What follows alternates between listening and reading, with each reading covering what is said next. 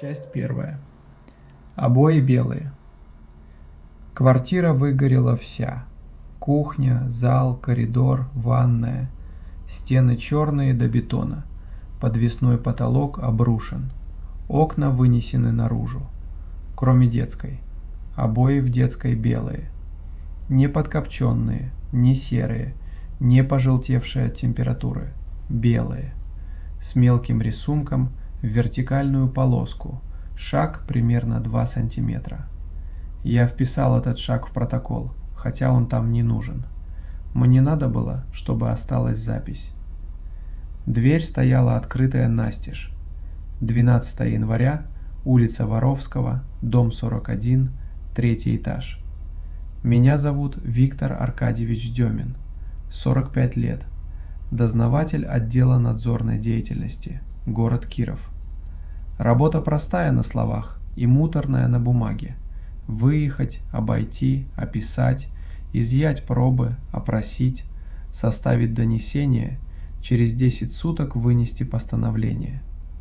80% моих дел – непотушенная сигарета и старая проводка. Люди горят скучно. За 21 год я выезжал, по моим прикидкам, 1000-1,5 раз. По-настоящему непонятных случаев было 4, и все 4 в итоге объяснились. 2 поджога, самодельный обогреватель из кирпича и спирали, и человек, который сушил в квартире промасленную спецовку на батарее. Пламя рассказывает, откуда пришло. Надо уметь читать конус. Темный клин на стене, расширяющийся кверху от очага. По нему видно направление, как по стрелке. Живу один в двушке на Производственной, 4 этаж. Развелся 7 лет назад, тихо, без скандала. Сын Тимофей, 9 лет, живет со мной каждую 2-ю неделю. Забираю в воскресенье вечером, отвожу к Наталье в следующее воскресенье. В моей неделе я готовлю гречку с сосисками, потому что больше ничего он не ест, и мы смотрим ролики про самолеты. Курю на балконе, в квартире нельзя, я сам так решил. Хозяйка Сташевская Ирина Борисовна, 42 года, погибла. Дочь, 11 лет, жива, вышла сама, стояла во дворе. Пожар ночной, очаг на кухне, у розетки за холодильником. Переугливание по всей глубине. Картина после развитого горения в замкнутом объеме. Я такую вижу раз в 2 недели. Я стоял в проеме детской минут 5, прежде чем зайти. Проем был обуглен по всему периметру. Косяк, притолока, наличник. За ним начиналось другое помещение. Кровать у окна. Шкаф справа от входа. Письменный стол под настольной лампой. Пламя умеет обходить. За счет закрытой двери, за счет перепада давления, за счет того, что в помещении нечему гореть. Такое бывает. Но тогда остается след. Закопченный низ, оплывший пластик, вздутая краска, запах. Здесь не было ничего. Я провел рукой по подоконнику и посмотрел на ладонь. Ладонь была чистая. Я померил рулеткой высоту закопчения на косяке снаружи. 1,80 м от пола, граница ровная, чуть волнистая. Обычная граница задымления. Такую я вижу каждую неделю. Потом перенес рулетку через порог и померил ту же самую стену изнутри, в 20 сантиметрах от проема, на той же высоте. 0. Ни слабое, ни следовое. 0. Дым не умеет останавливаться на линии дверного косяка. Дым – это взвесь. Он идет туда, куда идет воздух. И он оставляет след на всем, мимо чего прошел, включая внутреннюю сторону наличника, которую я тоже проверил. Наружная сторона наличника была черная, внутренняя – цвета дерева. Я отработал по инструкции. Замеры, фотофиксация, пробы с 4 точек, бирки, пакеты. Все сходилось, все было объяснимо, и я мог закрыть это за неделю. В протоколе, в разделе описания обстановки, я написал фразу, которую потом не смог объяснить ни себе, ни начальнику отдела. Помещение не затронуто огнем по неустановленной причине. Так не пишут. Причина бывает установленной или не установленной у пожара, а не у того места, где его нет. Начальник вычеркнул и вернул мне лист. Я переписал. Но гарь у меня в носоглотке стояла еще 9 дней, и на 9-й я поехал туда снова, один, без наряда, и поднялся на 3-й этаж, просто чтобы постоять в проеме. Обои были все такие же белые. 9 суток в квартире без окон, куда через выбитые проемы шел январский ветер и тянул копоть со всего подъезда, и белые. Я тогда не понял, зачем приехал. Я понял это 27 февраля. Часть 2. Тот же шкаф. Зайди в комнату, где спит твой ребенок, и посмотри, как стоит кровать. Если ребенка нет, вспомни, как стояла твоя. Подпишись, поставь лайк, а потом напиши в комментариях, какая вещь из твоего детства до сих пор лежит у тебя дома. Вторая была 27 февраля. Нововятский, улица Советская, частный сектор рядом с многоэтажками, дом на 2 семьи. Половина выгорела полностью, вторая половина не пострадала. Там кирпичная перегородка, все логично. Бузмакова Ольга Ивановна, 43 года, погибла. Сын, 7 лет, жив. Соседи нашли его на дороге в 20 метрах от калитки, в пижаме, босиком, при минус 18. Он не плакал. Минус 18 я записал в донесение из сводки метеослужбы, потому что температура на пожаре – обязательный реквизит. Соседка, которая его подобрала и занесла к себе, сказала на опросе, что он был теплый. Она это повторила дважды, и оба раза с нажимом, будто оправдывалась передо мной за то, что не сразу вызвала скорую. Ребенок, простоявший босиком на укатанном снегу неизвестно сколько времени, был теплый, и у него не было ни обморожения, ни даже покраснения на ступнях. Фельдшер осмотрел его через 40 минут и написал «без особенностей». Я обошел сгоревшую половину по кругу и вышел к дальнему помещению у торцевой стены. Обои другие, голубые с корабликами, целые. Кровать у окна, шкаф справа от входа, стол под лампой. Я стоял и не заходил, и во рту у меня появился привкус металла. Такой, будто прикусил язык, только языка я не прикусывал. Он держался потом весь день и весь вечер, и вода его не смывала. Вот тут я сделал первую вещь не по службе. Я достал телефон и снял помещение на видео. Медленно, от двери, по кругу, с задержкой на каждой стене. Потом дома открыл январскую съемку и поставил 2 ролика рядом. Разные дома, разные районы. Разные обои, разная мебель, разный метраж. Январская детская была метров 12, февральская, дай бог, 8. Расстановка одинаковая, не похожая, одинаковая.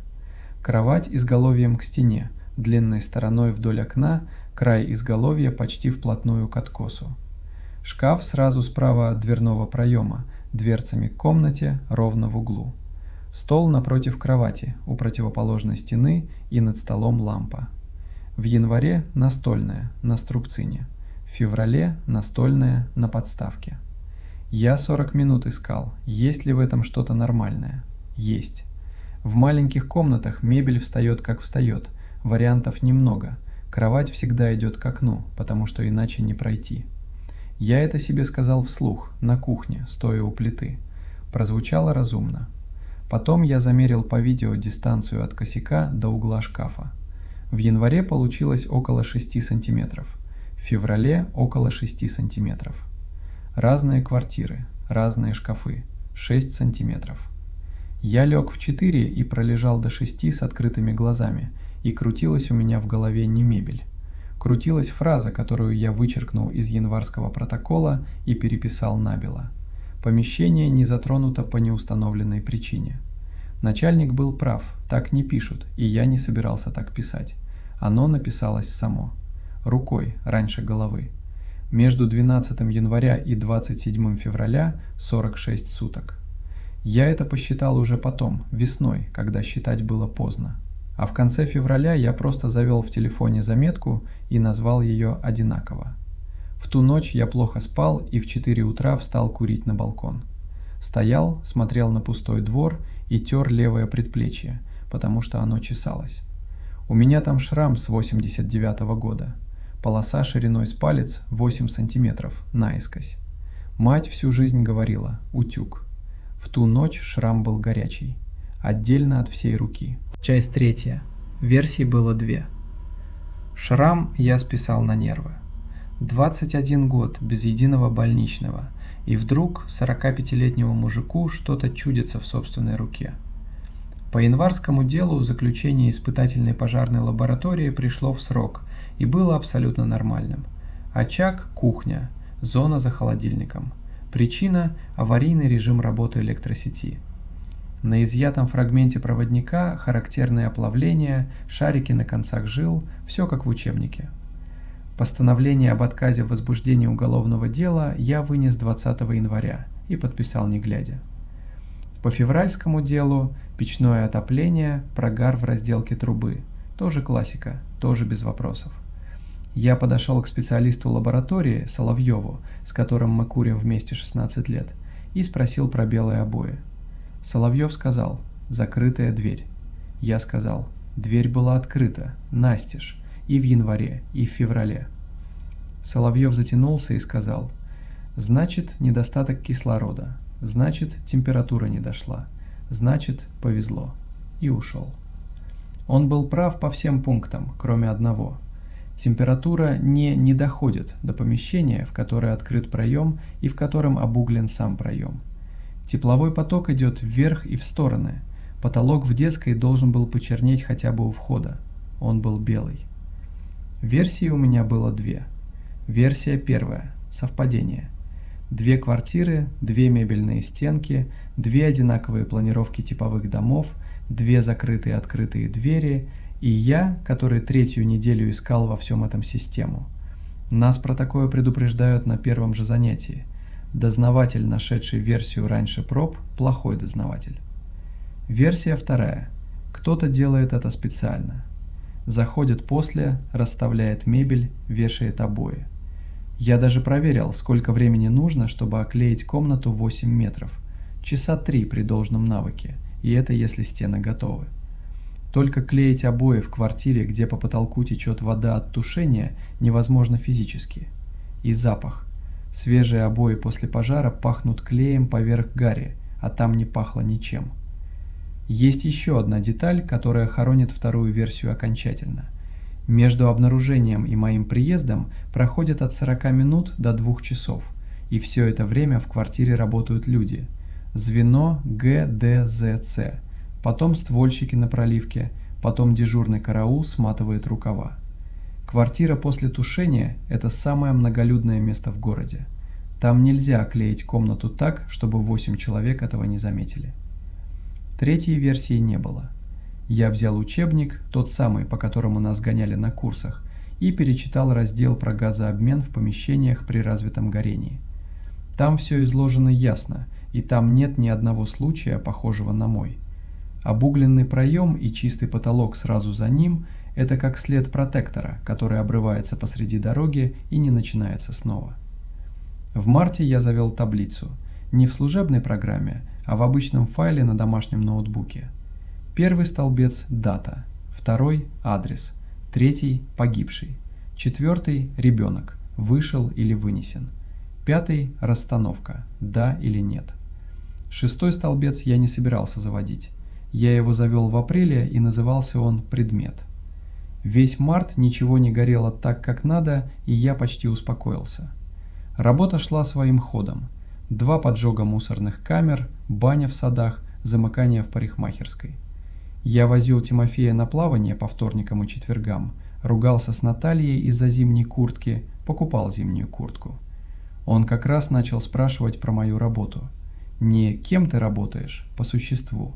Почему горит? От чего горит? Что делать, если горит? Я рассказывал ему про датчик дыма, про то, что нельзя открывать дверь, если ручка горячая, про мокрое полотенце в щель. Он слушал не перебивая, а через неделю переспрашивал то же самое слово в слово, проверяя, не изменится ли ответ. Я был доволен собой. Я учил своего ребенка выходить. 13 апреля вечером у меня загорелась левая рука. Не болела.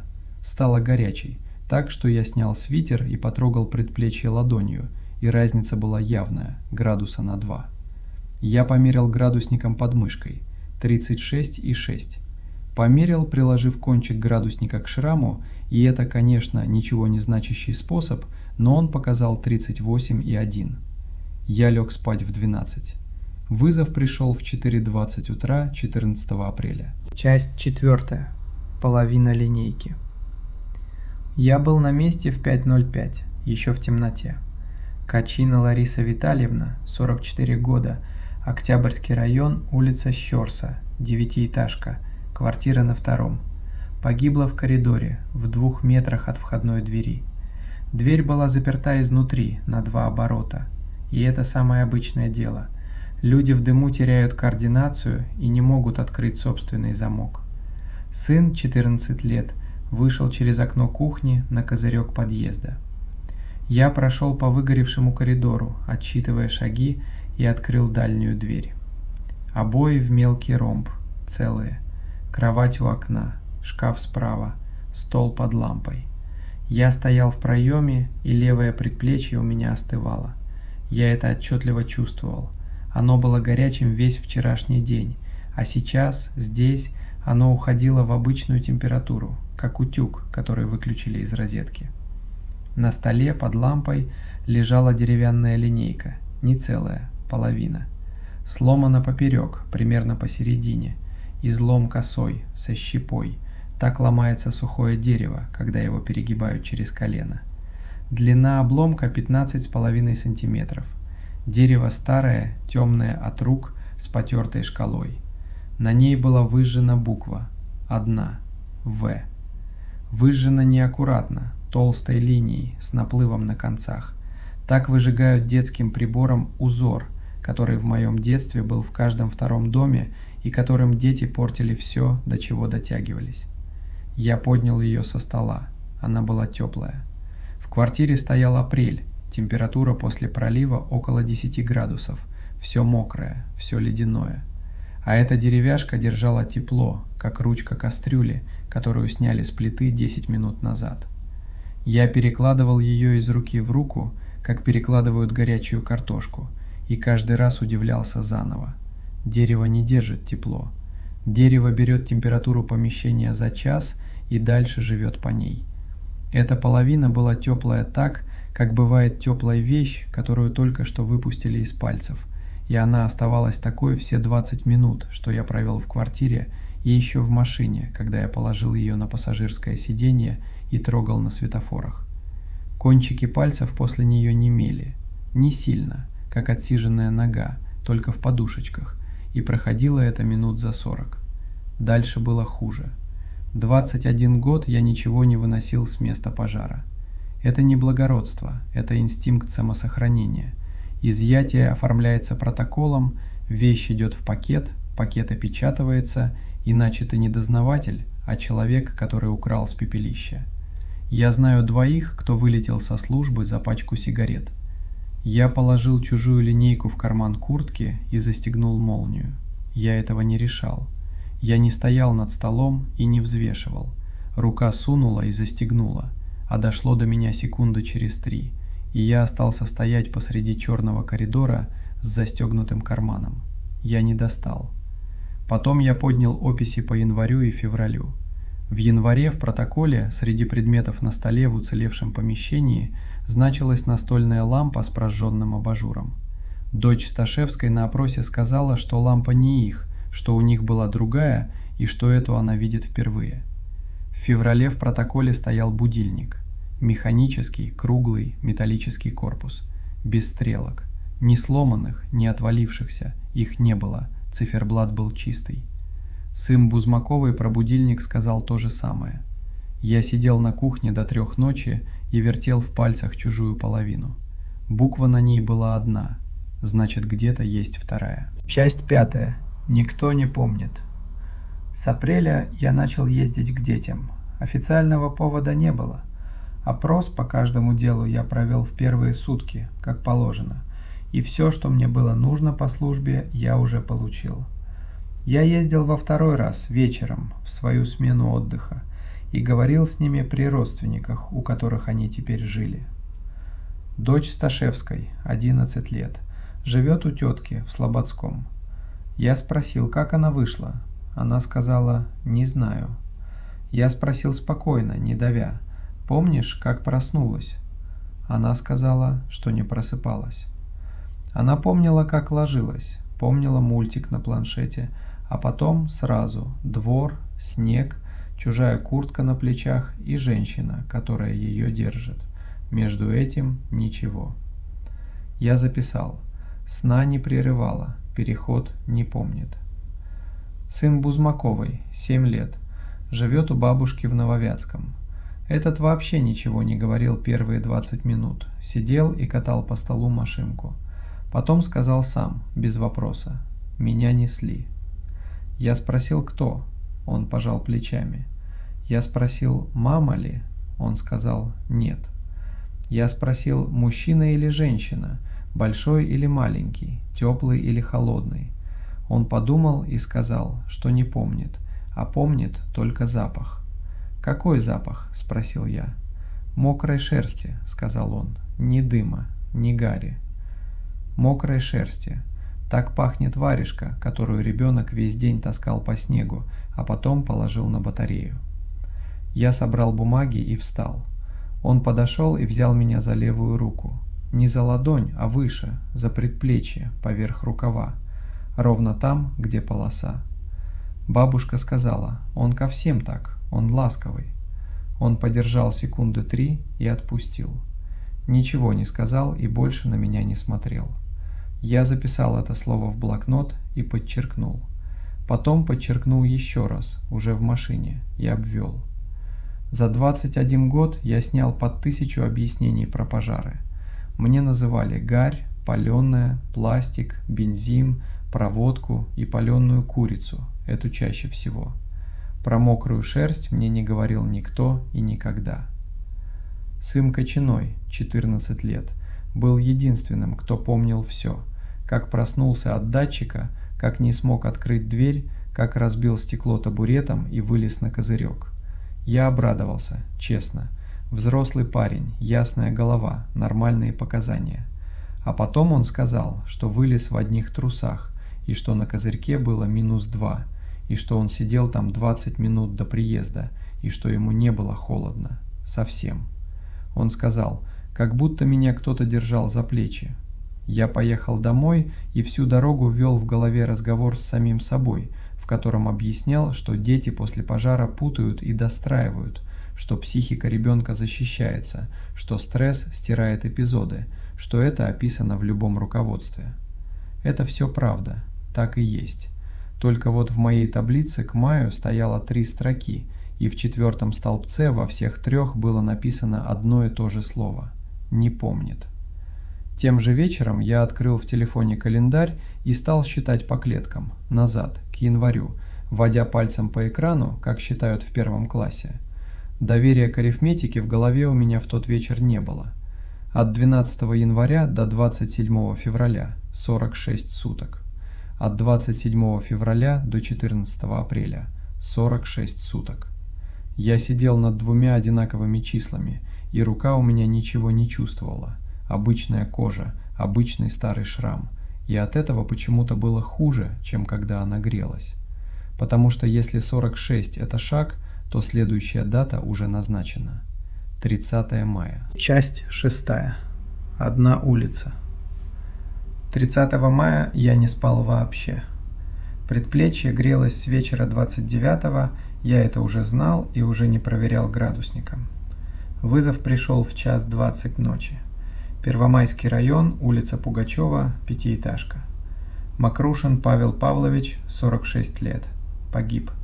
Дочь, 6 лет, жива. Ее вынес сосед с 4-го этажа. Реальный человек, с фамилией, с показаниями, я его опрашивал. Он сказал, что вошел в квартиру, потому что дверь была открыта, и что девочка стояла в прихожей одетая. В комбинезоне, в шапке, в сапогах. В 1:00 ночи. Он спросил ее, кто ее одел. Она сказала, не знаю. Уцелело дальнее помещение слева. Обои в цветочек, кровать у окна, шкаф справа, стол под лампой. На столе лежал октябрятский значок. Красная звездочка с портретом ребенка в центре, латунная булавка, эмаль местами сколота. Такие перестали выпускать раньше, чем родилась мать этой девочки. Я положил его в карман к линейке. А потом я сел за то, с чего надо было начать в феврале. 4 погибших. Сташевская, Бузмакова, Качина, Макрушин. Разные районы, разные дома, разные социальные слои. Продавец в сетевом магазине, безработная, бухгалтер, водитель погрузчика. Между собой незнакомы. Я проверил телефоны, соцсети, места работы, школы детей. Ничего. Возраст 42, 43, 44, 46. Мне 45. Я заметил это сразу и сразу отбросил.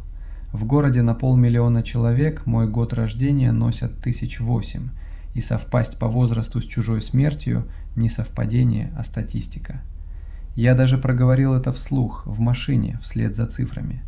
4 человека, незнакомые между собой, из разных концов города, родились в промежутке в 4 года. Это уже не разброс, это одна возрастная группа. Я поднял сведения о регистрации по месту жительства. Все до нынешних адресов, до самого первого. На это ушло 3 недели и 2 неофициальных разговора с людьми, которым я теперь должен. Сведения до 91 года лежат не в одном месте и не в одном виде. Часть в паспортных столах управляющих компаний, часть в городском хранилище, часть в домовых книгах, которые никто никогда не оцифровывал и не собирался. Я объехал 6 адресов, дважды получил отказ в вежливой форме и 1 раз получил стопку в 700 листов, с которой просидел 4 часа в чужом коридоре на подоконнике, потому что стула мне не предложили.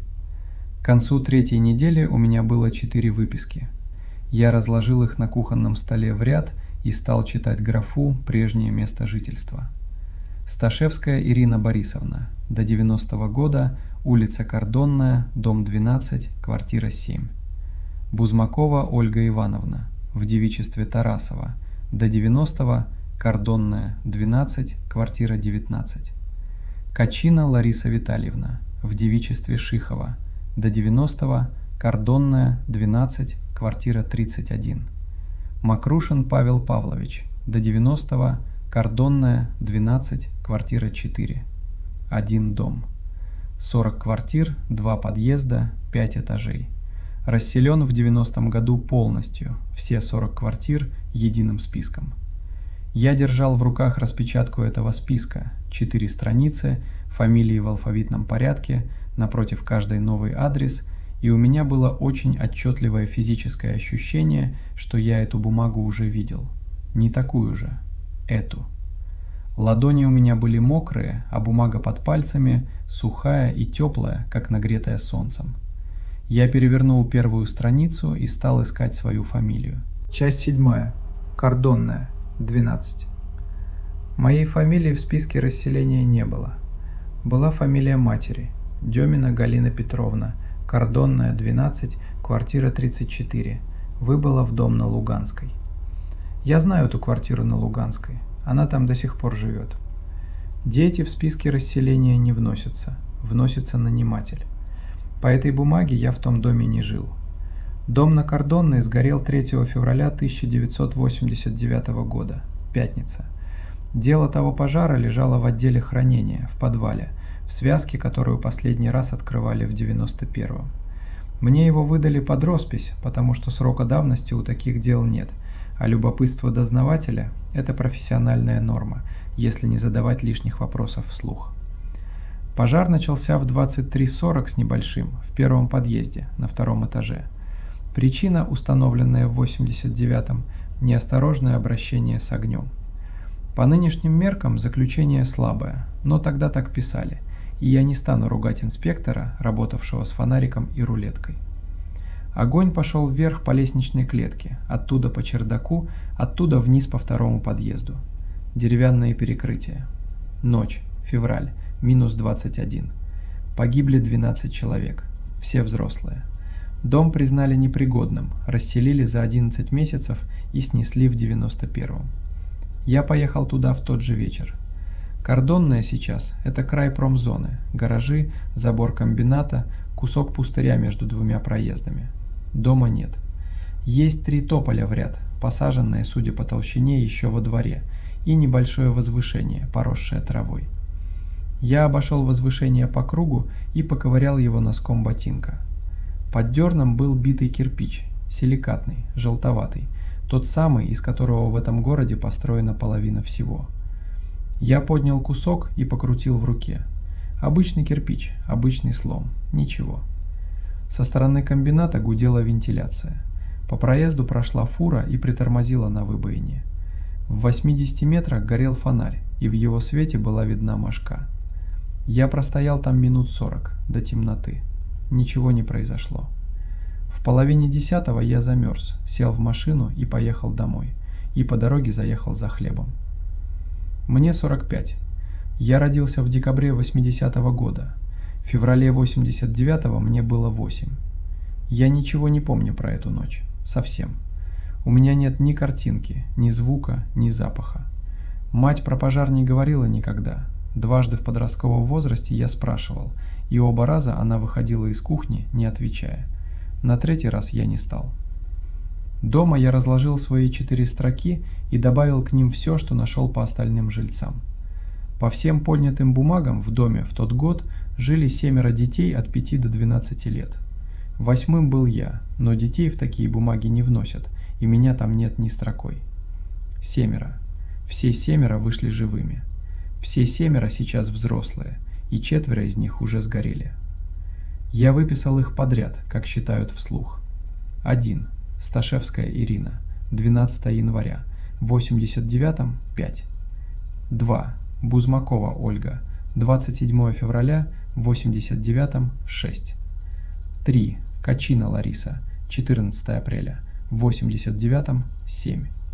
4. Макрушин Павел, 30 мая, в 89-м – 9. 5. Габова Елена, в 89-м – 10. 6. Тюрин Дмитрий, в 89-м – 11. 7. Ремезов Олег, в 89-м – 12. Я прочитал этот столбик сверху вниз 3 раза, прежде чем увидел. 5, 6, 7, 9, 10, 11, 12. 8 нет. Часть 8. 8 строка. Ряд шел подряд. 5, 6, 7 и дальше сразу 9. Между ними была дырка ровно в 1 год, и эта дырка была моего размера. Я сказал себе то, что сказал бы любому на моем месте. Список я собрал сам. 4 фамилии из своих дел, остальных достроил по домовым книгам и соседям. Дырка на моем возрасте в таком списке не значит ничего. Она значит только, что меня туда некому было вписать. Детей в те бумаги не вносили. Я держался за эту мысль 3 суток. На 4-е я вернулся в подвал и попросил связку снова. Бумага в деле 89-го года плотная, серая, с занозами по краю, и пахнет подвалом и немного мышами. Стола в отделе хранения нет, поэтому я разложил лист на коленях и водил по нему пальцем строку за строкой. Так и надо работать с чужим почерком. Не читать целиком, а разбирать по букве. Если читать целиком, голова достраивает то, чего нет, и потом это уже не развидеть. В деле есть акт о пожаре, составленный инспектором Мельниковым Петром Егоровичем. Синие чернила, круглый разборчивый почерк человека, который писал много и от руки. Мельников умер в 2003-м, я проверил в первый же день. В акте есть пункт о людях, спасенных при пожаре. Там написано «Спасено детей 7». Слово «7» стоит поверх подчистки. Под ним другое число, и подчистка сделана лезвием, аккуратно, но бумага в этом месте тоньше и просвечивает на просвет. Я поднял лист к лампе. Под 7 была написана 8. Ниже идет список спасенных. 8 строк, пронумерованных от 1 до 8, все той же рукой. 8-я строка перечеркнута одной горизонтальной чертой. Не замазана, не заклеена, перечеркнута так, что читается насквозь. Тем же почерком на полях приписка. Ошибка учета. 8-я строка. Демин Виктор Аркадьевич, 8 лет. Я сидел в подвале на табуретке под лампой дневного света и держал этот лист 2 руками. Шрам на левом предплечье горел. Не грелся, горел. Так, что я закатал рукав и посмотрел, нет ли покраснения. Покраснения не было. Кожа была обычная, белая, старая, и под ней было 38 с чем-то. Я 21 год читаю такие акты. Я знаю, как выглядит ошибка учета в документе 89 года. Перепутанные инициалы, задвоенная фамилия, ребенок, записанный дважды, один раз с отцовской фамилией, другой с материнской. Это бывает постоянно, это нормально, это исправляется так, как исправил Мельников. Только моя фамилия в списке одна, задваивать нечего. И вторая вещь. Ошибку учета исправляют один раз. Мельников исправил дважды. Сначала подчистил лезвием число в графе, потом перечеркнул строку в списке и надписал на полях объяснение. Это работа человека, который вернулся к уже составленному документу и переделал его так, чтобы сходилось. Причем переделал аккуратно, не переписывая набело, то есть переделывал не при составлении, а позже. Возможно, сильно позже. И мать никогда, ни разу, ни одним словом не сказала, что я был в том доме в ту ночь. Мельников провел эту черту в феврале 89-го и унес причину с собой 23 года назад. Между его рукой с лезвием и моей рукой с этим листом легли 37 лет. Я вырос, отучился, отслужил, женился, развелся и вырастил половину сына. И все это время строка была вычеркнута, и ничего от этого не менялось. Она вычеркнута и сейчас, пока я это рассказываю. Она останется вычеркнутой, когда меня не станет, и лист будет лежать в той же связке в том же подвале, и никто его больше не развяжет. Меня нет в списке спасенных. Вот и все, что про меня написано. Я поднялся, отдал связку, расписался в журнале выдачи и вышел на улицу. Стоял июль, вечер, плюс 26, и меня трясло так, что я не смог с первого раза попасть ключом в замок машины. В телефоне у меня лежала таблица, в которой к тому моменту было 4 строки. 15 июля должна была появиться 5-я. Габова Елена Михайловна, 47 лет. В 89-м 10. До нее оставалось 6 дней, и я знал ее адрес. Часть 9. Я поехал к нему. Я не поехал к Габовой. Я брал трубку 3 раза и 3 раза клал, не набрав. Я представлял разговор. «Здравствуйте, я дознаватель. У меня нет ни дела, ни постановления, ни поручения. Но я подсчитал даты и думаю, что через 6 дней вы сгорите. Меня бы отстранили в тот же день, и это была бы правильная реакция системы на человека, который сошел с ума. У меня сын. У меня 14 лет до пенсии. Габова Елена Михайловна сгорела в ночь на 15 июля.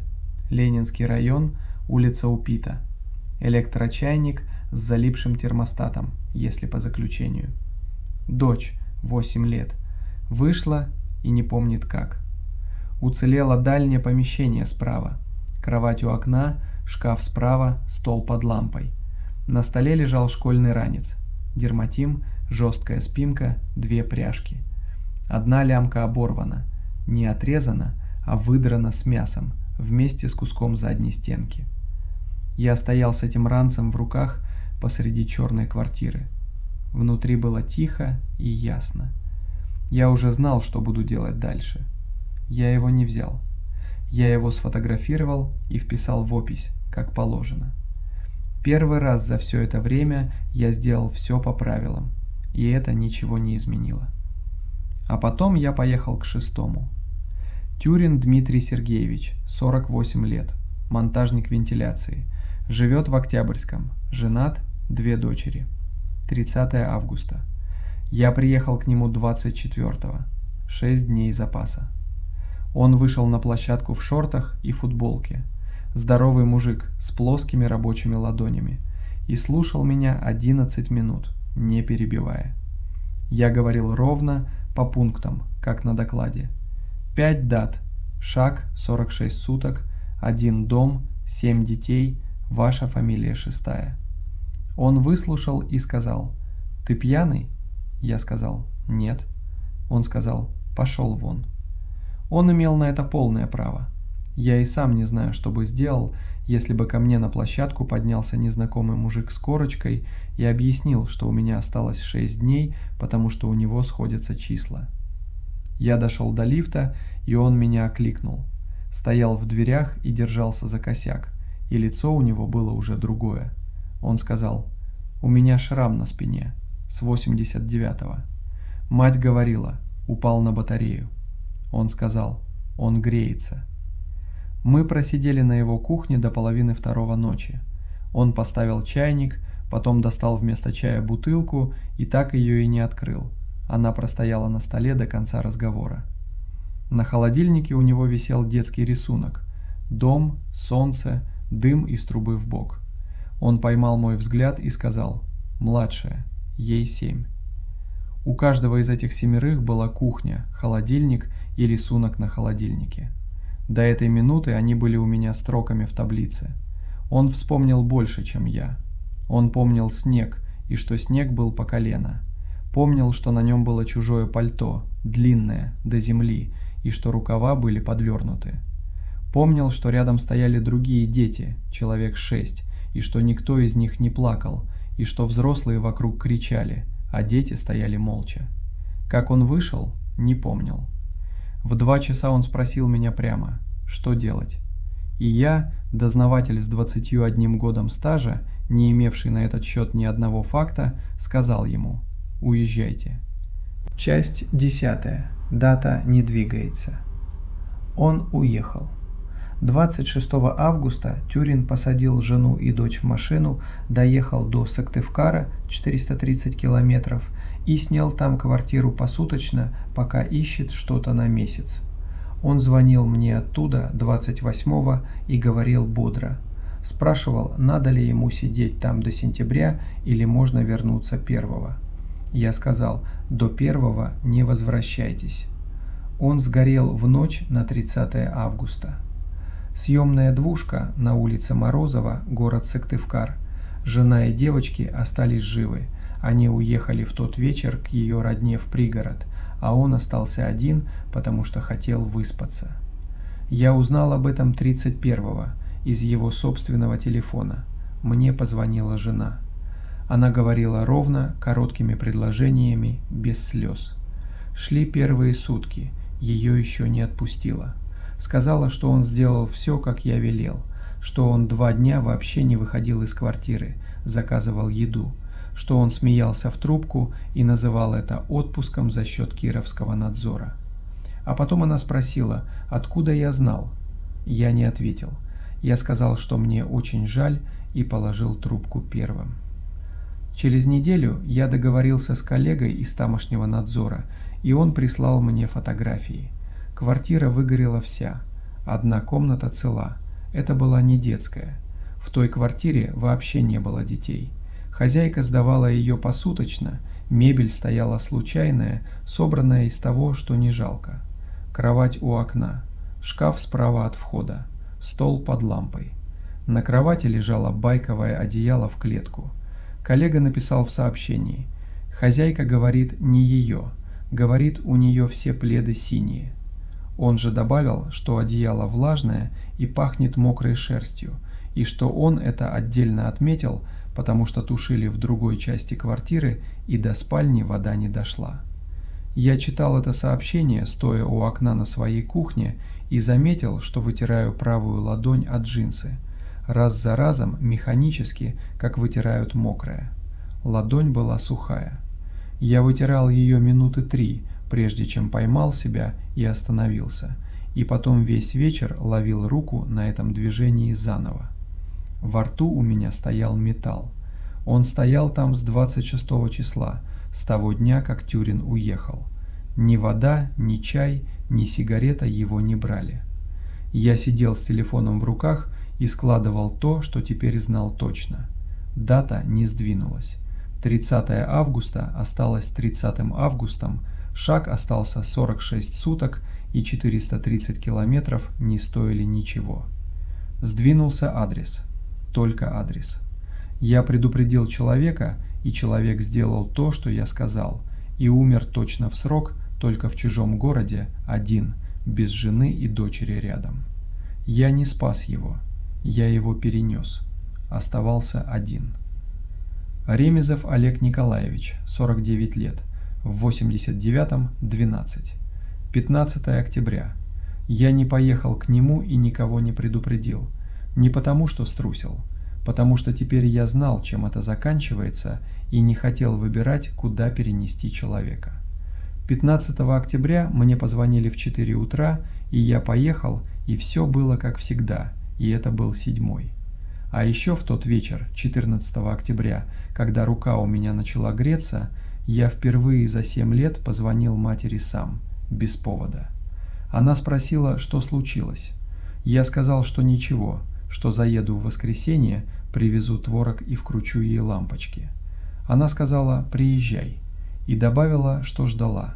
Я спросил «чего?». Она положила трубку. Часть 11. Другая одежда. Мать живет на Луганской, в той самой квартире, куда их расселили в 90-м. 71 год, ходит с палкой после перелома шейки, голова абсолютно ясная. Я приехал 18 октября, в воскресенье, привез ей творог и лампочки, вкрутил лампочки, сел на кухне. И спросил про 3 февраля 89-го. Она поставила чайник и стояла к нему спиной секунд 20. Потом села напротив и сказала: «Ну, наконец-то». Кухня у нее 6 метров, и за 36 лет в ней не переставили ничего. Стол у окна, клеенка в мелкий цветок, эмалированная миска на холодильнике, в которой она держит лук. Лампочка без абажура, я как раз ее и вкрутил. Из той квартиры она не вывезла ни одной вещи. Дом после пожара простоял еще год, и половина соседей ходила туда и выносила, что могла. Мебель, посуду, зимнее. Она не пошла ни разу. Я спросил ее об этом лет в 20 между делом. Она сказала: «Незачем». 37 лет, оказывается, она ждала, что я спрошу в 3-й раз. Она рассказывала 1,5 часа и ни разу не заплакала. Она вообще не плачет. Я видел ее слезы дважды за всю жизнь. Она рассказывала без единой запинки, одинаковыми паузами в одних и тех же местах, потому что за 37 лет прогнала это в голове несколько тысяч раз и знает наизусть, включая интонации. Она рассказала так.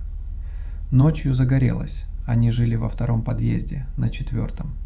Она вынесла меня на площадку и спустила до 2-го, а там уже валил дым снизу, и ее оттеснили, и кто-то передал меня дальше по цепочке вниз, а ее вывели через чердак в 1-й подъезд и оттуда пожарной лестницей.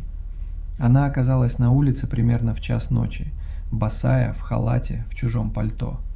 Отец к тому времени с нами уже 2 года не жил. Я его не помню совсем, и в ту ночь его в доме не было. Это единственное, в чем она за весь разговор ни разу не запнулась. Меня во дворе не было. Она искала до утра. Обошла всех, кого вывели, обошла 2 больницы. К утру подняла на уши всю родню. Меня не было ни среди спасенных, ни среди погибших. Погибших было 12, все взрослые, все опознаны в первые сутки. Я вернулся домой 5 февраля, вечером, через 2 суток.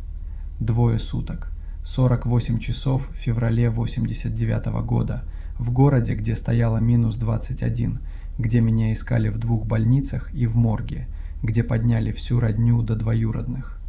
8-летний ребенок в пижаме не проходит по такому городу незамеченным ни одного квартала.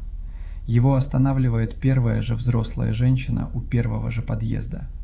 Я спросил, что говорила милиция. Она сказала: «Ничего, нашелся и слава богу».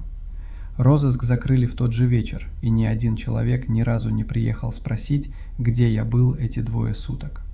Я 21 год работаю в системе и знаю, как она устроена. Так не бывает. Меня привели к подъезду на Луганской, где им дали временное жилье, но кто привел, она не видела. Она была внутри, ей крикнули со двора, она выбежала, я стоял один посреди двора. Я не сказал ни слова. Я вообще не говорил 11 дней после этого, а потом заговорил сразу нормальными предложениями, и врач сказал, что это шок и что бывает. Она налила чай и села. Я вернулся в другой одежде, не в своей. На мне были чужие штаны, чужой свитер и чужие ботинки на 2 размера больше. Хорошие, теплые, чистые. Свои вещи она мне так и не нашла. Ни в больницах, ни у соседей, нигде. Она сказала: «Я тогда решила, что тебя кто-то приютил на 2 суток и одел. Хороший человек». Я 37 лет так решала. Я закатал левый рукав и спросил про шрам. Она посмотрела на него и сказала, что до пожара шрама не было. Я сказал: «Ты всю жизнь говорила «утюг». Она сказала: «Я знаю. Я не знаю, что это. Я придумала утюг, когда тебе было 12, чтобы ты перестал спрашивать». Мы сидели на кухне до темноты. Она взяла меня за левую руку выше запястья, там, где шрам, и сказала, что рука горячая, и спросила, не заболеваю ли я. Я сказал, что нет, я не заболеваю. Мне просто оставалось 43 дня. Часть 12. Излом сошелся. 7 был последним, и это я знал заранее. 15 октября. Ремезов Олег Николаевич. Нововятский район, улица Кирова, частный дом. Погиб. Сын, 10 лет, жив, вышел, не помнит. Уцелела дальняя комната, кровать у окна, шкаф справа, стол под лампой. На столе лежала половина деревянной линейки, косой излом со щепой. 14,5 сантиметров, темное от рук дерево, потертая шкала. Я привез ее домой, положил на кухонный стол и достал из ящика ту, апрельскую, которую держал у себя полгода. Я не сразу понял, что делаю. Сводил их не той стороной, переворачивал, снова не той. Это заняло минут 5, потому что пальцы не держали. А когда свел, они сошлись. Щепа в щепу, зазубрина в зазубрину, без зазора. 15,5 и 14,5, 30 сантиметров. Я провел по стыку ногтем и не почувствовал ступеньки. Обе половины были теплые. Апрельская, полгода пролежавшая у меня в ящике с ложками, тоже. Потом я разложил на кухонном столе все, что у меня было по этим 10 месяцам. Обе половины и октябрятский значок, то, что я вынес руками. Остальное на снимках. Лампа с прожженным абажуром, механический будильник без стрелок, школьный ранец с выдранной лямкой, байковое одеяло в клетку. 4 чужих протокола и 1 сообщение из Сыктывкара. 7 вещей.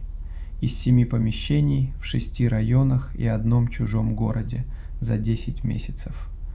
21 год я описываю чужое имущество и умею читать опись как человека, потому что у него на столе видно, чем он занят, а потому что у кровати чего боится.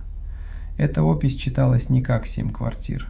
Лампа на стол, будильник к изголовью, одеяло на кровать, ранец у шкафа, значок на лацкан, линейка в ранец. 1 комната, 1 мальчика, обставленная по вещи за 46 суток. Лампу я не помню, будильник не помню. Такого ранца у меня не было точно. Первый мне купили во 2 классе, а в 1 я ходил с материнской сумкой. Больше я про тот год не помню сам ничего, только с ее слов. Линейку я тоже не помню. На первой половине выжжена буква «В», на второй, ближе к краю, «Д». В, Д.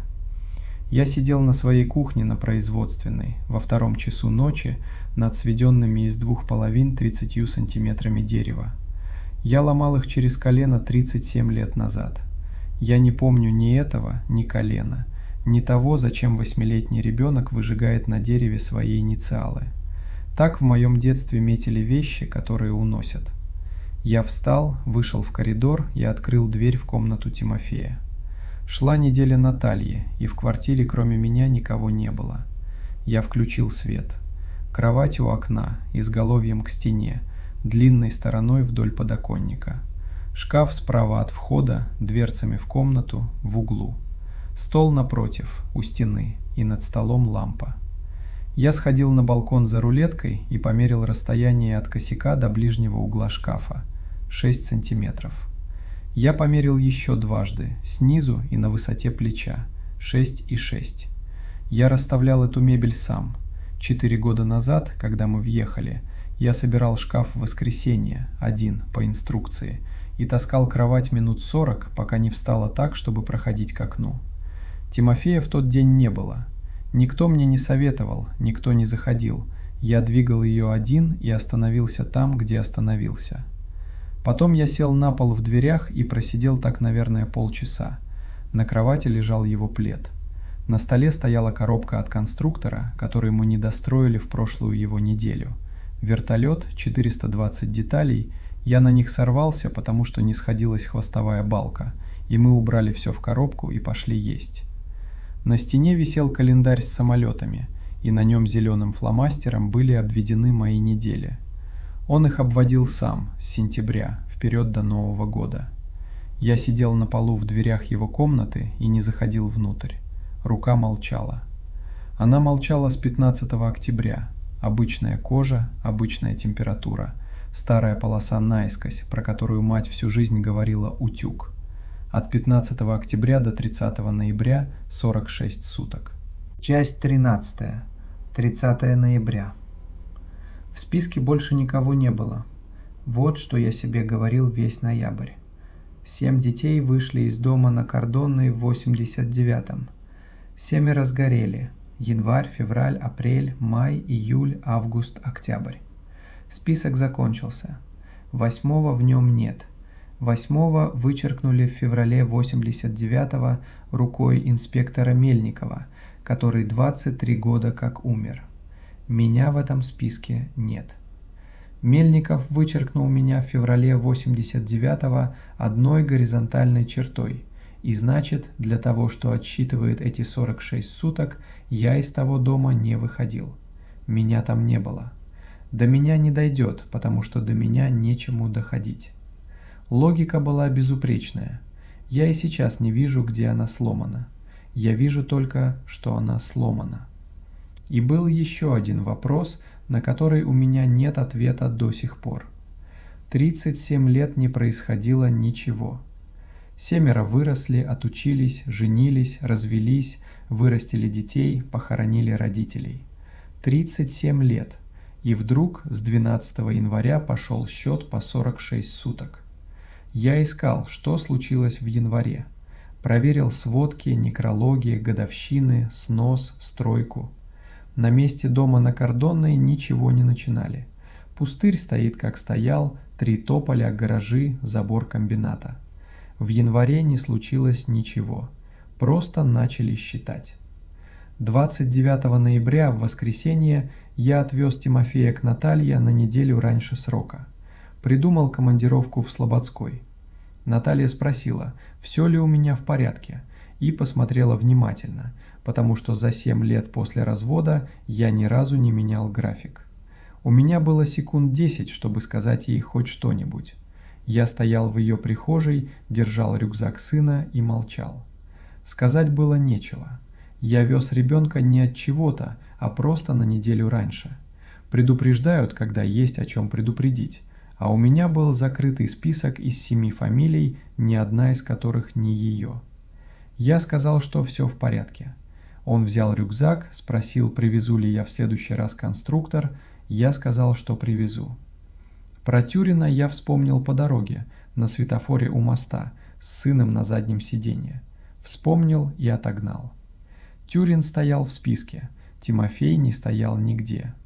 Тюрина я двигал от его собственной даты, а у Тимофея никакой даты нет и быть не может. Я везу ребенка к матери на неделю раньше срока. Это не перенос, это график. Я проговорил это вслух в машине, как проговаривал в мае про свой возраст. Он спросил, с кем я разговариваю. Я сказал, сам с собой, бывает. 29-го весь день у меня грелась рука. Я это заметил утром в машине и весь день ходил с закатанным рукавом, и к вечеру она была такая горячая, что я держал на ней бутылку из холодильника. 30 ноября она была холодная. Обычная рука, обычная кожа, 36,6 под мышкой и 36,7 на шраме. Я мерил 4 раза за день. Я взял отгул и просидел дома весь понедельник. Приготовил себе еду сразу на весь день, как готовят перед дежурством. Проверил датчик дыма в коридоре, нажал кнопку, он пискнул. Проверил датчик в его комнате, там тоже пискнул. Вынес мусор. Поставил телефон на зарядку в 11 утра, чтобы к ночи он был полный. Спустился и переставил машину носом к выезду. К обеду делать стало нечего. Слушал сводку по гарнизону. За сутки по городу 7 выездов, из них 4 мусорные контейнеры, 1 сухая трава на пустыре, 1 сработка сигнализации, 1 задымление в электрощитовой без горения. Ни одного жилого пожара. 0. В 11 вечера я вышел на балкон и курил, и было -9, и во дворе стояли машины под снегом. Я стоял и думал, что если это должно было случиться, то оно случилось бы сегодня, потому что метроном не сбивался ни разу за 10 месяцев, ни на сутки. А сегодня ничего. В половине первого я лег. Телефон положил рядом, звук на максимум, как все эти месяцы. И в первый раз с января я уснул сразу. Я спал 6 часов подряд, без снов, тяжело и глубоко. Меня разбудил звонок в 4:40. Часть 14. Володарского, 28 адрес. Диспетчер назвала прежде, чем я успел спросить. Улица Володарского, дом 28, квартира Натальи. Я доехал за 19 минут. Там уже работали 2 расчета, стояла скорая. Весь двор был в шланговых линиях, и снег вокруг подъезда был черный и мокрый. Тимофей стоял у машины скорой помощи, в футболке, босиком, на нем было накинуто чужое одеяло, босые ноги на снегу, -11. Он не плакал. Он спросил меня, привез ли я конструктор. Я снял куртку, завернул в нее его ноги и держал их руками, пока не подошла вторая скорая. Ступни у него были теплые, сухие и теплые, как будто он 10 секунд назад стоял на полу в квартире, а не неизвестно сколько на снегу во дворе, где вокруг работали 2 расчета и все было залито водой. Фельдшер осмотрел его и сказал: без особенностей. Наталью вынесли по 3-коленной лестнице с балкона. Отравление продуктами горения, сознание спутанное. Увезли в первую городскую. Она выжила. Она не помнит, как ее сын оказался во дворе. Он тоже не помнит. Я спросил его в машине скорой, тихо, придерживая одеяло на плечах. Он подумал, долго, секунд 20, наморщив лоб, как думает над домашним заданием. Потом сказал: не знаю, я спал. Я спросил, чем пахло. Он сказал: мокрой шерстью. Квартира выгорела вся. Кухня, зал, коридор, ванная, переугливание по всей глубине. Потолок обрушен в 2 местах, окна вынесены. Одна комната цела, его комната.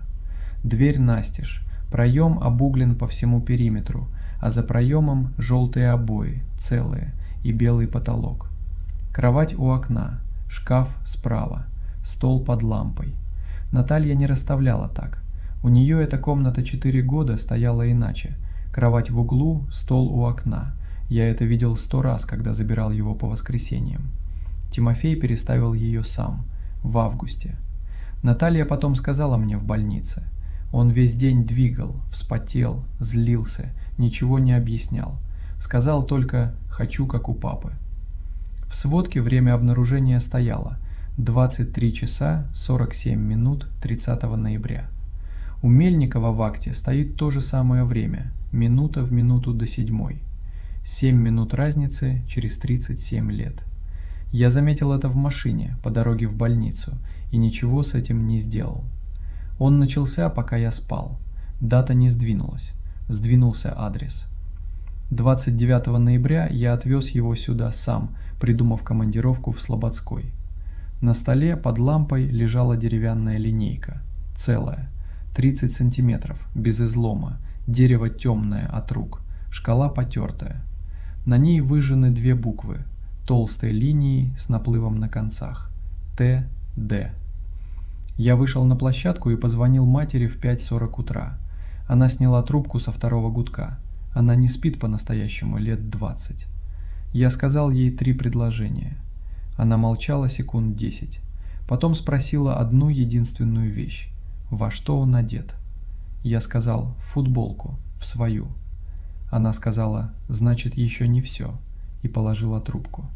И я до сих пор не звонил ей, чтобы уточнить, что это значило. Я стоял в проеме и не заходил. Рука молчала. У нее было 45 суток до следующего раза. Я не взял линейку. Она не моя. В 9 утра я был в отделе. Мне надо было дописать донесение по вчерашнему пожару на Ленина. Непотушенная сигарета, 3-й этаж, все понятно, 10 суток на постановление. Страшная история на ночь, наушники обязательные. Смотри один, в темноте.